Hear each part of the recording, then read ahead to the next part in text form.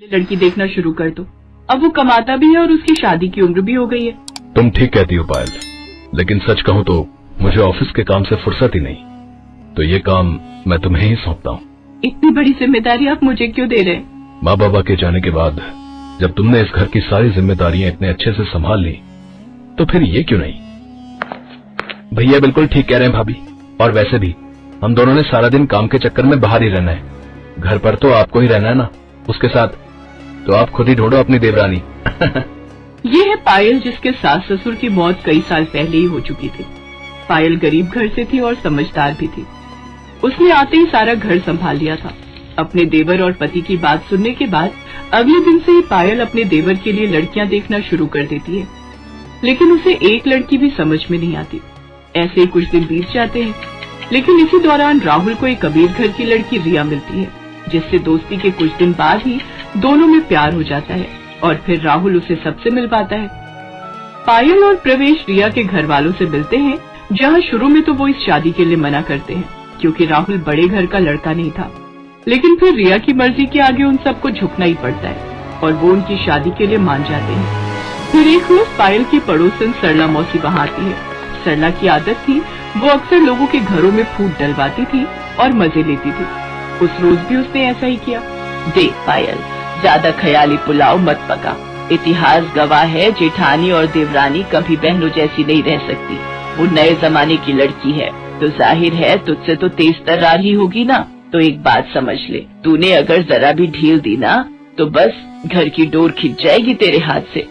रिया अमीर घर से थी, इसलिए उसकी शादी बड़े धूमधाम से होती है और वो अपने साथ खूब सामान भी लाती है।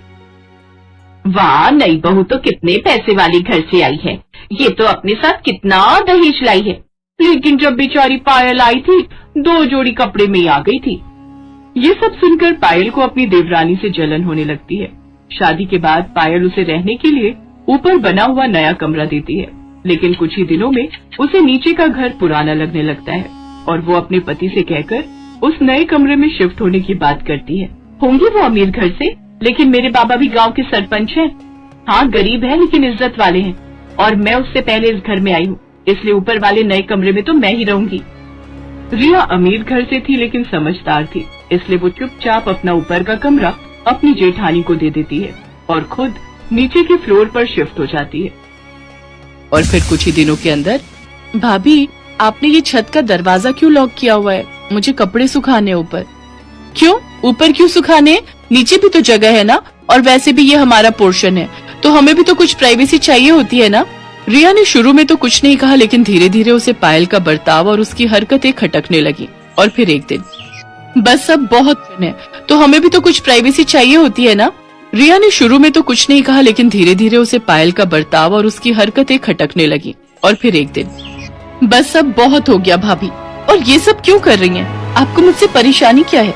परेशानी मुझे क्यों होगी? हाँ, क्योंकि आप मुझे हर समय परेशान करती हो। मेरे क्या इतने बुरे दिन आ गए हैं? मुझे और भी काम होते हैं, समझी ना। भाभी, अगर आपके मन में कोई बात है तो हम बात कर सकते हैं, पर ऐसे एक दूसरे से मनमुटाव रखेंगे तो बड़ी दिक्कत हो जाएगी सच में। रिया की बात का पायल ने कोई जवाब नहीं दिया और वो उसे इग्नोर करके वहाँ से चली गई। अब तो रिया ने भी ठान लिया था कि वो भी अपनी जेठानी से वैसा ही व्यवहार करेगी जैसा वो उसके साथ कर रही थी। नतीजा ये हुआ कि आए दिन दोनों में बिना बात के खटपट होने लगी।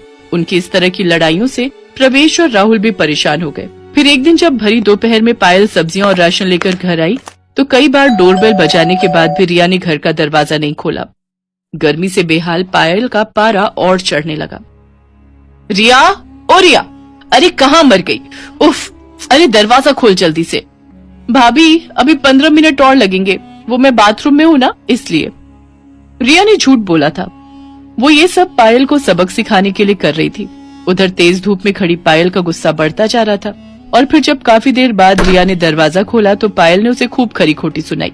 नतीजा, उस दिन देवरानी जेठानी के बीच इतना झगड़ा हुआ कि दोनों ने अब एक दूसरे से बात करना ही बंद कर दिया। कई महीने ऐसे ही बीत गए और फिर आया बारिश का मौसम। ओहो, ये बारिश कभी भी आ जाती है। उफ, मेरे कपड़े बड़ी मुश्किल से सूखे थे। तेज बारिश में रिया के सारे कपड़े भीग गए थे और ये देखकर पायल बस हंसे जा रही थी। और ये देखकर रिया को बहुत गुस्सा आ रहा था, लेकिन उसने पायल से कुछ नहीं कहा और चुपचाप अपने भीगे कपड़े लेकर अपने कमरे में आ गई। लेकिन तभी उसे कुछ याद आया। ओहो, ऊपर जाते हुए बेलन मेरे हाथ में था। लगता है ऊपर छत पर ही छोड़ आई, जाकर लाना पड़ेगा। बस महारानी ने फिर से छत का दरवाजा न लॉक कर लिया हो। रिया फौरन वापस छत पर गई तो दरवाजा खुला हुआ था। वो जैसे ही अपना बेलन लेकर वापस मुड़ी तो उसने देखा कि पायल तेज बारिश में भीगते हुए अमरे कमरे की छत पर चढ़कर ईंटों के सहारे पन्नी लगा रही थी। अब हंसने की बारी रिया की थी और रिया ने इस मौके को जाने भी नहीं दिया। वो खूब हंसी और पायल भी खूब चिढ़ी।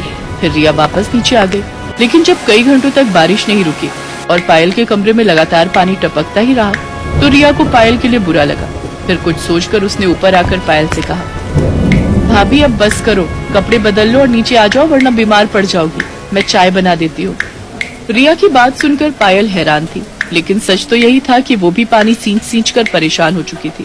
वो फौरन कपड़े बदल कर नीचे गई तो रिया ने उसे गर्मा गर्म चाय पकड़ा दी। दोनों साथ बैठकर चाय पी रही थी, लेकिन आपस में कुछ बोल नहीं रही थी। तभी राहुल और प्रवेश भी घर आ गए। वो दोनों रिया और पायल को एक साथ चाय पीते देख हैरान भी थे और खुश भी। दूसरी तरफ बारिश लगातार हो रही थी। नतीजा ये हुआ कि रात के वक्त पूरे मोहल्ले में बाढ़ आ गई और नीचे होने की वजह से रिया और राहुल के कमरे में रात के वक्त पानी भरने लगा। रिया, राहुल, ऊपर आ जाओ, जल्दी करो, नीचे पानी बढ़ रहा है। राहुल और रिया कुछ संकोच के साथ ऊपर चले आए। फिर पूरे 2 दिनों तक रिया और राहुल ऊपर वाले कमरे में पायल और प्रवेश के साथ ही रहे। ये पहली बार था जब रिया और पायल एक साथ रहे थे और पहली बार ही उन्हें एक दूसरे को अच्छे से जानने का मौका भी मिला था। बातों ही बातों में पता चला कि असल में सरला मौसी तो रिया को भी पायल के खिलाफ भड़का रही थी। अब जाकर पायल को अपनी गलती समझ आई। फिर एक दिन, अब अरे तुम दोनों एक साथ? हाँ मौसी, क्यों? नहीं नहीं, मैं तो बस ऐसे ही पूछ रही थी। ये लो मौसी, प्रसाद खाओ। हम दोनों साथ में मंदिर गए थे। सच में माता रानी ने हमारी आंखें खोल दी। सिर्फ आंखें नहीं, माता रानी ने तो हमारे कान भी खोल दिए ना भाभी। रिया की इस बात पर दोनों जोर जोर से हंसने लगी, लेकिन